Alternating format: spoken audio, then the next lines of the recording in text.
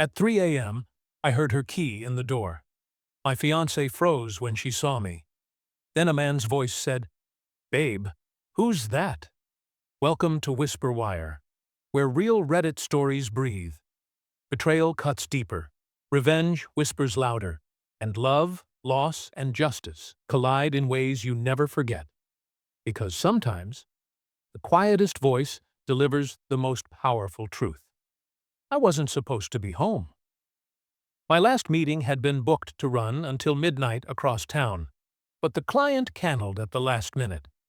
I grabbed a late coffee, drove through empty streets, and pulled into my building's garage just before 3 a.m. The whole place was silent. That eerie, muffled quiet you only get in the middle of the night. When I stepped into my apartment, I didn't turn on the main lights. Just the small lamp by the couch lit the living room. I figured I'd unwind for a few minutes before heading to bed. The hum of the refrigerator was the only sound.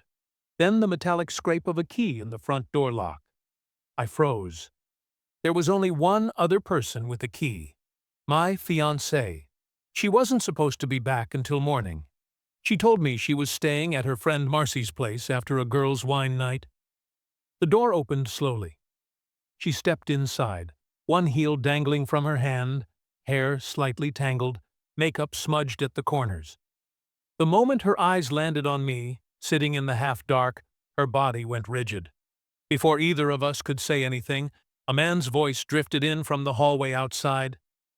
"Abe, who's that?" It was casual. Too casual. Like he thought he was walking into her place, and I was just some random roommate. The man stepped inside behind her, and my stomach nodded instantly. He was older than me by a few years, taller, well-built with the smug ease of someone who believed they belonged there. His shirt was half untucked, the collar wrinkled.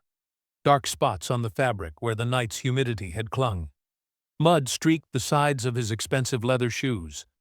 The smell of alcohol hit before he did.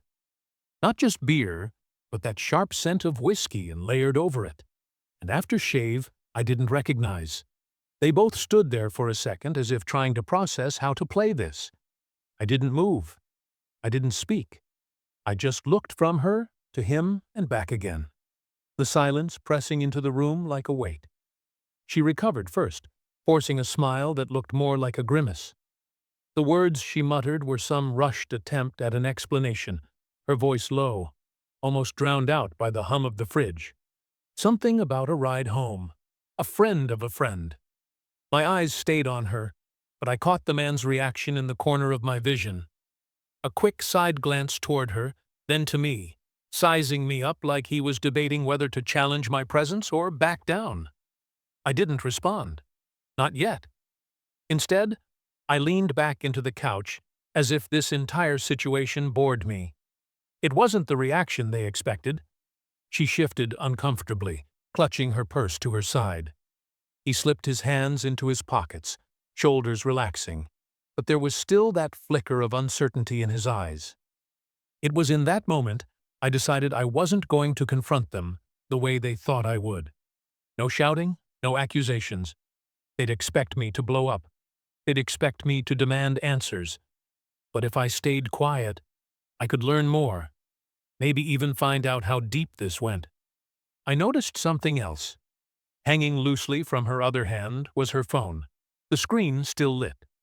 From where I sat, I could just make out the tail end of a message thread, but not enough to read clearly.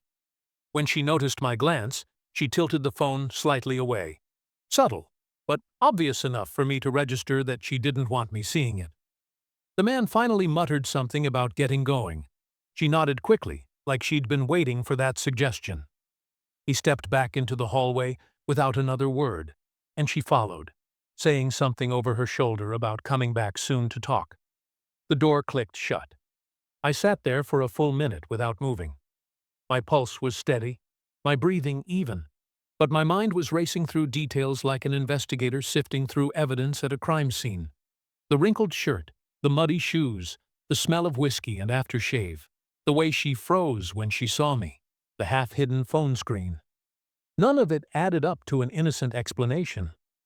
I walked to the door and peered through the peephole. They were still in the hallway, speaking in low voices.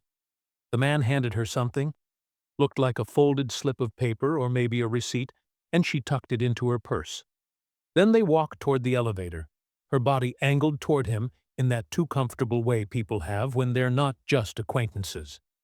I knew enough to understand this wasn't just a one-off mistake. You don't bring someone like that to your apartment in the middle of the night unless you've already crossed the line long before. And you don't freeze in shock unless you're fully aware of how bad it looks. I sat back down and considered my options. My gut reaction was to confront her the moment she returned. But there were too many unknowns. Who was he really? How long had this been going on? Why was she so careless as to walk in here with him? And why did he act like he had nothing to fear? If I wanted the truth, I couldn't approach this like a jealous fiancé. I had to treat it like an investigation. That meant gathering evidence, piecing together a timeline, and letting them dig their own graves. So, I stayed up. I watched the clock, and when she came back nearly an hour later, I acted half asleep, mumbling something about an early meeting before retreating to the bedroom. She seemed relieved not to have to explain anything. That was fine by me. By morning, I had already decided on the first step. I'd place a discreet camera near the front door and another down the hallway toward the bedroom. If she brought him back or anyone else, I'd have the footage. I'd also start checking the shared cloud account we used for photo storage. Most people forget it syncs location data automatically. As I left for work that morning, she was still asleep, curled on her side like nothing had happened. But when I glanced at her purse on the kitchen counter, I couldn't help but notice a folded slip of paper sticking out, just enough to see a string of numbers and what looked like the name of a luxury apartment complex across town. That was my next lead. I didn't go straight to the office. Instead, I drove past that luxury apartment complex printed on the slip of paper from her purse. The place was a new high-rise with private parking and a uniformed doorman. It wasn't somewhere you'd casually visit unless you knew someone inside. I didn't pull in. I circled the block twice, noting the layout. Side entrances, security cameras, blind spots. One particular alley behind the building looked like it led to a service entrance, the kind that might be less monitored. I logged it in my head. At work, I kept my normal routine outwardly, but by lunch, I had the cameras ordered and on rush delivery. Compact, wireless, easy to hide. They'd blend in with the decor so well she'd never notice. That night, I told her I'd be swamped for the next few days with quarter-end reports. She nodded without much interest, already half absorbed in her phone. When I left the apartment later, I parked 2 blocks away and doubled back on foot. From the shadows across the street, I watched her leave about 20 minutes later. She wore the same leather jacket she'd had on the night before, the one she usually saved for nights out. She didn't want to explain in detail. She called a rideshare. I followed in my car, keeping distance. As expected, she went straight to the high-rise.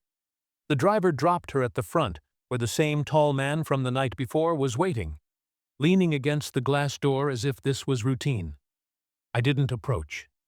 Not yet. I just let the confirmation settle in. Same man, same comfort level, same sense of ownership in his posture. When I got home, I installed the first camera in the hallway by the front door, angled toward both the entry and the bedroom. The second went in the living room, tucked into a decorative vase near the bookshelf. The app synced instantly, giving me a live feed on my phone. 2 nights later, the footage came through. She arrived just after midnight with him again. They moved like they owned the place. No caution, no hesitation. He dropped his coat on my chair, kicked off his shoes, and went straight to the fridge like he knew where everything was. She followed, laughing quietly at something he said. I replayed that clip 3 times, not because I needed more proof of the affair, that was obvious, but because of what happened next.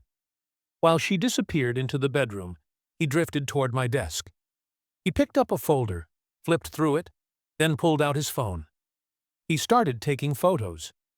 I leaned forward in my chair as I watched the video. Every instinct telling me this wasn't about their relationship anymore. This was deliberate. Those papers weren't personal. They were drafts for an upcoming client proposal, something not yet public. If those details got out, it could cost my company the deal. The next day, I called an old friend, Scott, who worked in private security. I gave him a physical description, the high-rise address, and the few fragments I'd noticed. Expensive shoes, taste for whiskey, worked with her somehow. By that evening, Scott had a name, Dean Carter, and a short file. Carter worked for a competitor in the same sector as me, in their acquisitions department.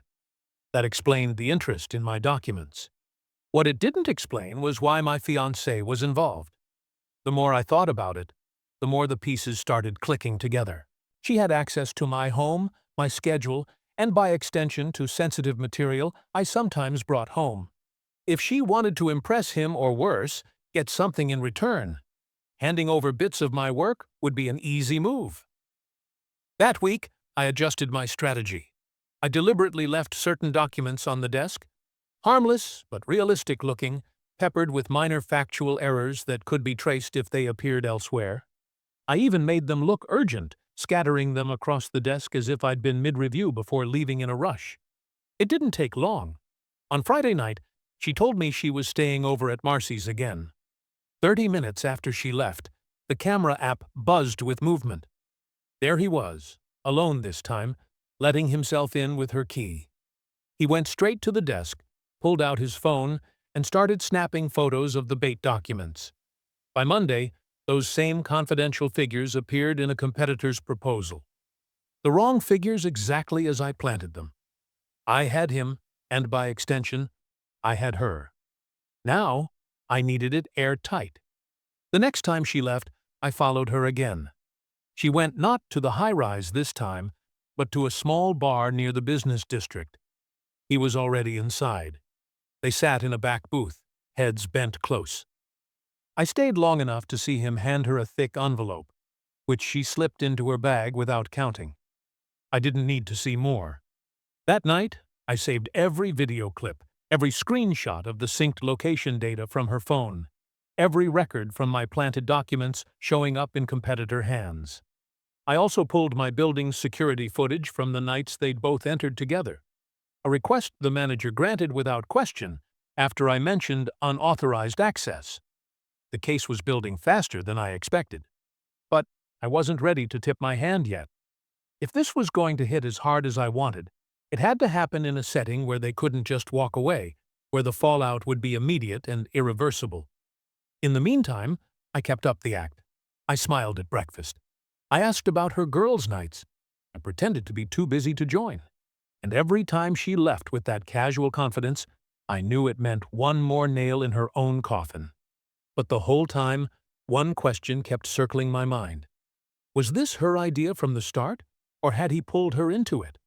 The way she acted around him, the way she deferred to his lead in the videos, suggested it was mutual. And if it was mutual, then she wasn't just cheating, she was actively helping someone steal from me. That meant when the trap snapped shut, she'd be standing right next to him, and I'd make sure neither of them could wriggle free. The first problem with catching someone in a setup like this is timing. You can have all the evidence in the world, but if you spring it too early, you give them room to maneuver. Lawyers, lies, sympathy plays, they find a way to make it murky. I didn't want murky. I wanted undeniable. By now, the competitor's misuse of my confidential bait documents had caught the attention of my company's legal department. I'd accidentally let a senior partner overhear a comment about unusual leaks. Within hours, a quiet internal probe began. They didn't know yet that I was sitting on the smoking gun. 2 days later, I requested a meeting with our general counsel and head of security. I came armed with my compiled file, video clips from my hidden cameras, timestamps from our shared cloud location data, building security logs, and side-by-side comparisons of the false figures from my desk and the competitor's proposal. It was enough to make both men lean back in their chairs, eyes hardening. They asked me one question. Was I willing to let them act on it officially? I told them yes, but on one condition. I wanted to be there when the hammer came down. The plan formed quickly. Our legal team arranged a meeting with the competitor under the guise of clearing up intellectual property concerns. We booked a private dining room at one of the city's most upscale restaurants. My fiancée didn't know I had anything to do with it. To her, I would simply be out for the evening. 2 days before the meeting, I set the bait for her. Over dinner, I casually mentioned I'd be having a client celebration there. I dropped the name of the restaurant, watching her face for any sign of recognition. She didn't flinch. That meant one of two things. Either she was overconfident or she didn't realize how close the walls were closing in. On the night of the confrontation, I arrived at the restaurant early with our legal team. The competitor's representatives arrived shortly after, including Dean Carter, perfectly groomed, his expression polite but cautious. He didn't see me right away. I was seated off to the side while introductions were made. Then the door to the private room opened again, and there she was. She hadn't come with him. She entered separately, wearing a fitted black dress I'd seen her save for special occasions. Her eyes skimmed the table, then landed on me. For a heartbeat, the air seemed to drain from the room. I didn't smile. I didn't speak. I just gestured to the empty chair beside me. She didn't sit. Instead, she glanced at Dean. And in that instant, the unspoken connection between them was obvious to everyone in the room. Our head of legal opened the meeting with polite formality, thanking the competitor's team for coming. Then, without any warm-up, he slid a folder across the table toward their lead attorney. Inside were printouts of my bait documents side by side with the ones in the competitor's proposal, identical except for the deliberate errors I planted.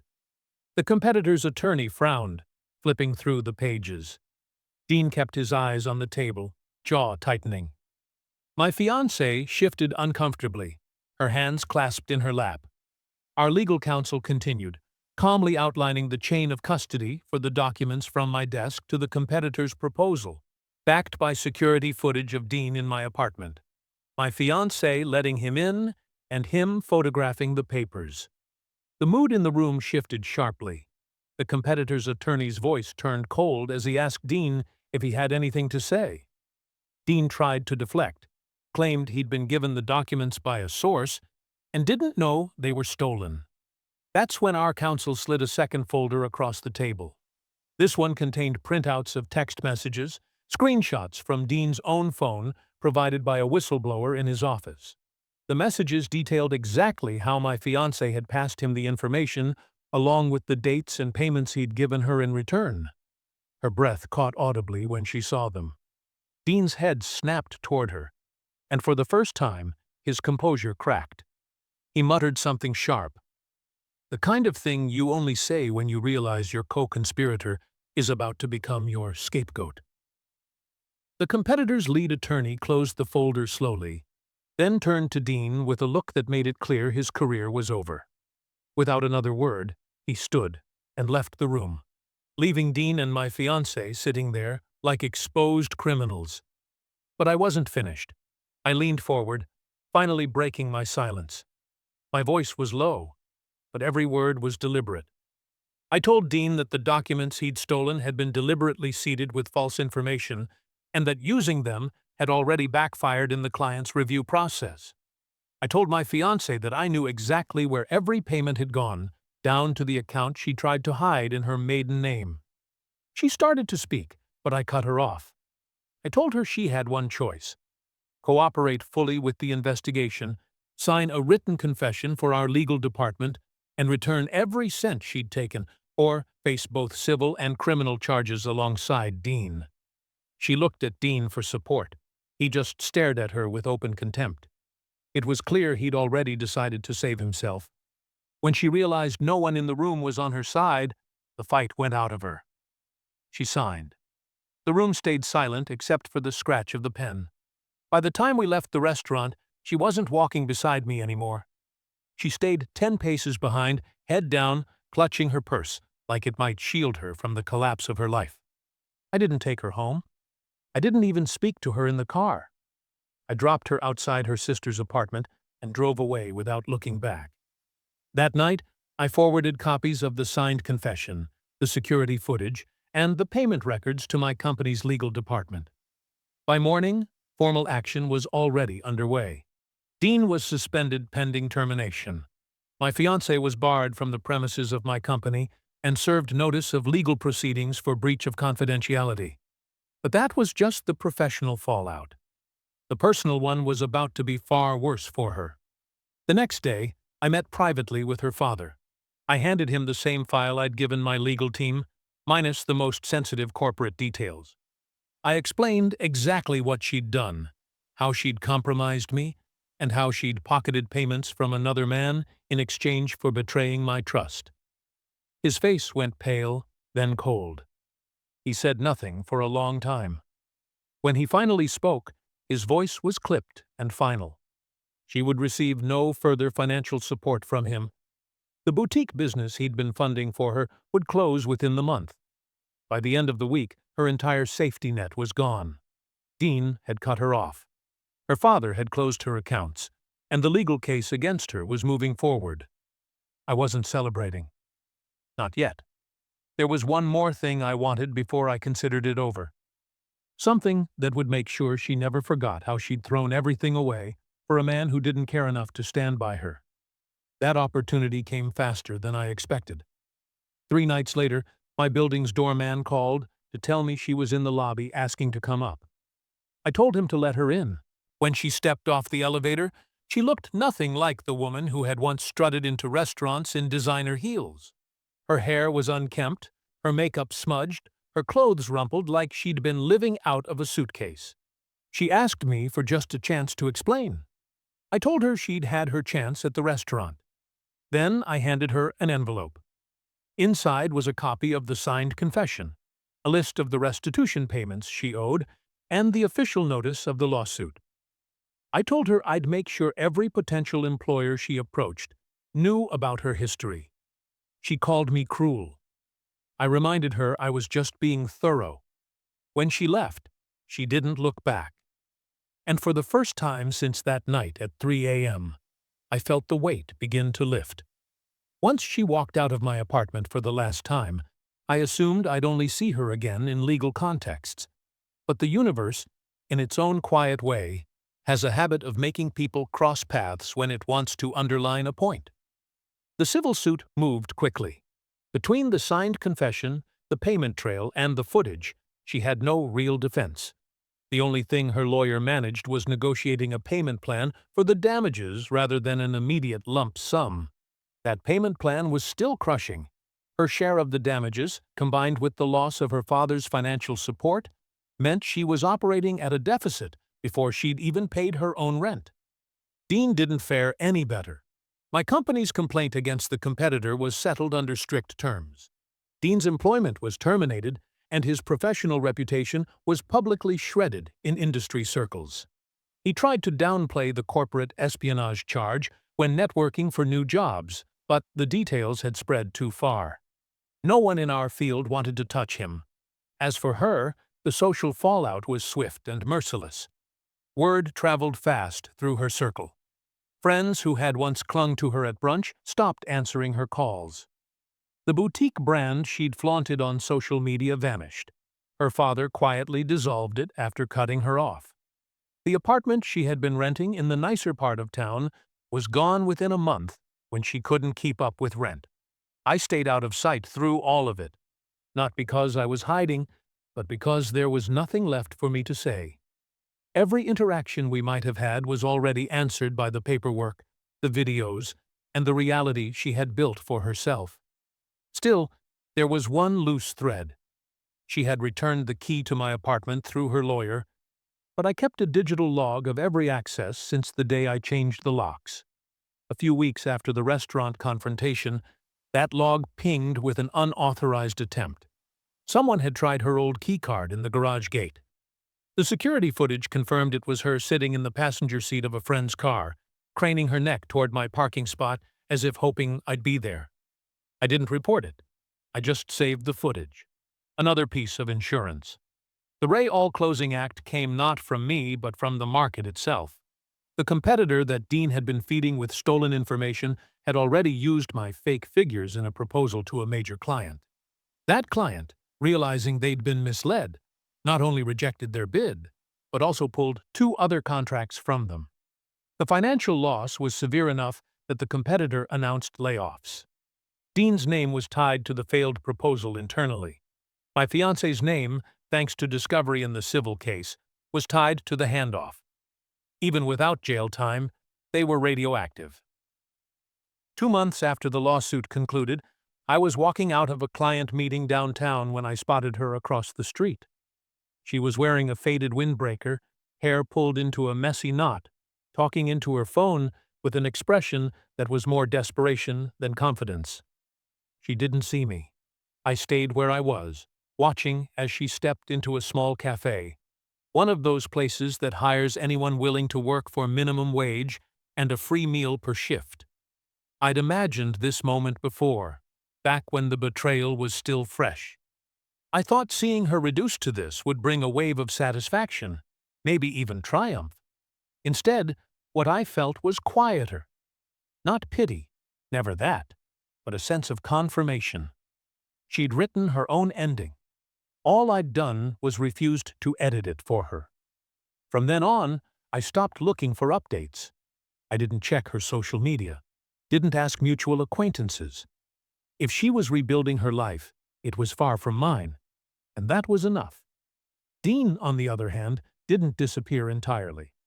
His name popped up once in a trade newsletter, not for a new job, but for being caught trying to start his own consultancy using confidential materials from a previous employer. It didn't take long for that venture to collapse. By then, his reputation was so toxic that even his former allies kept their distance. Meanwhile, my own career didn't just survive the whole ordeal, it quietly benefited from it. My role in catching the leak, paired with the airtight evidence I gathered, became something of a behind-the-scenes legend in my department. Senior management, without ever saying it outright, made it clear they trusted me with higher-level projects. But the biggest personal change wasn't professional. It was in how I approached trust. I didn't become paranoid. I didn't need to, but I became deliberate. I paid attention to patterns, to small inconsistencies, to the way people handled pressure. I stopped giving people the benefit of the doubt, without reason. The last contact I had with her came through an email forwarded by my lawyer. It was a formal notice that she had completed her final restitution payment.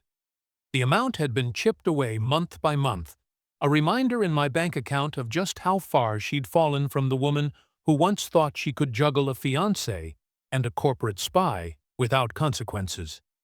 The email ended with a short personal note from her lawyer, not from her directly, saying she hoped this would be the end of the matter. It already was. I didn't reply. Months later, I ran into her father again at an industry event. He was cordial, even friendly, though there was a reserve in his tone that hadn't been there before. At one point, over coffee, he said something that stuck with me. She told me once she thought she could handle 2 worlds at once. She learned too late they weren't hers to handle. That was all we said on the subject. We moved on to business talk the way 2 people do when they've both decided a chapter is closed. The truth was, the real revenge wasn't in the lawsuit or in the confrontation at the restaurant or even in watching her lose everything.